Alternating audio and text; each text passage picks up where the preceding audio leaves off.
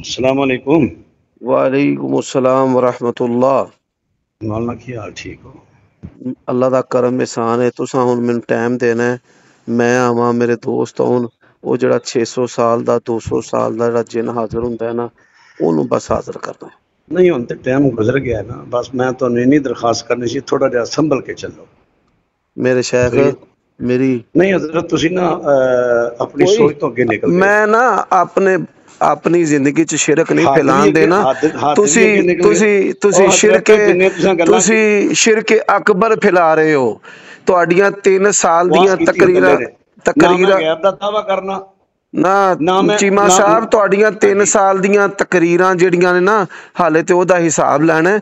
तुसां ते सारियां हद्दां नासर मदनी दी गैर संजीदगियां जमा कर लईए, तुहाडी एक तकरीर उस तो वड्डी भारी है।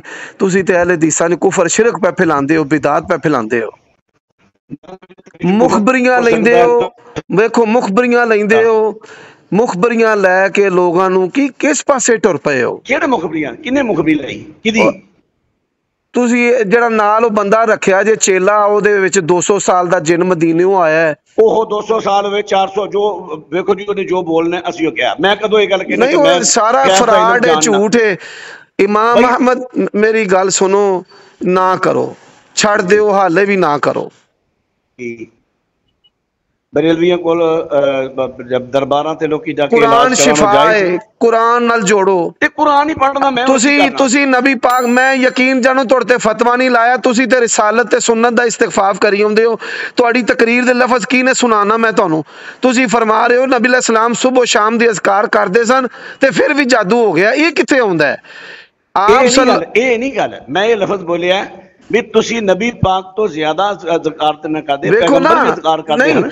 अज़कार चीमा साहब ये भी गलत गल है कि नबी पाक तो तुसी वध अज़कार नहीं सो करदे। जो जादू सेहर तो बाद अज़कार आए ने, मिसाल जिन्नात ने हमला किया है, आउज़ु बिकलिमातिल्लाहि ताम्मातिल्लती ला युजाविज़ुहुन्ना बर्रुन वला फाजिर। ये हदीस आ गई अल्लाह की तरफों, जिब्राइल इहनूं लैके आ गए, तो उस तो बाद दसो कोई जिन्ना ने हमला रसूलुल्लाह ते कीता है? फिर जिसले मुअव्विज़तैन जिन्नात ते इंसानां दी नज़रे बातों बचन वास्ते रसूलुल्लाह ने पढ़ियां ने, हदीसां दे विच आउंदा वे। भुटवी साहब दी तफसीर पढ़ो। तुसी लोगां नूं किस पासे, तुसी कुरान तो लोगां दा इतमाद उठाई आउंदे हो, अज़कार तो उठाई आउंदे हो। जिन्हें कितनी बकवास की है थोड़ी गल करनी है।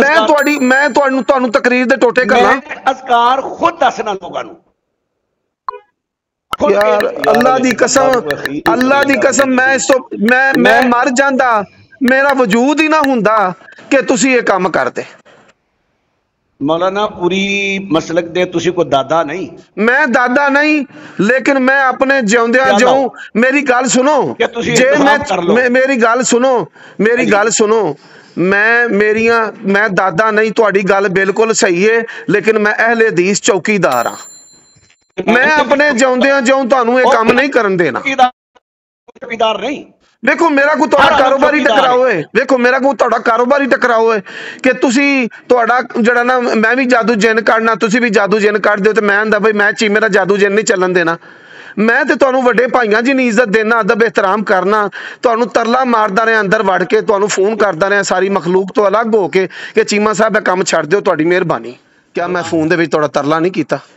फोन तो जो कीता रात तुसीं फोन कर रहे, सवेरे तुसीं पुछ लाण डे। नहीं गलत गल है।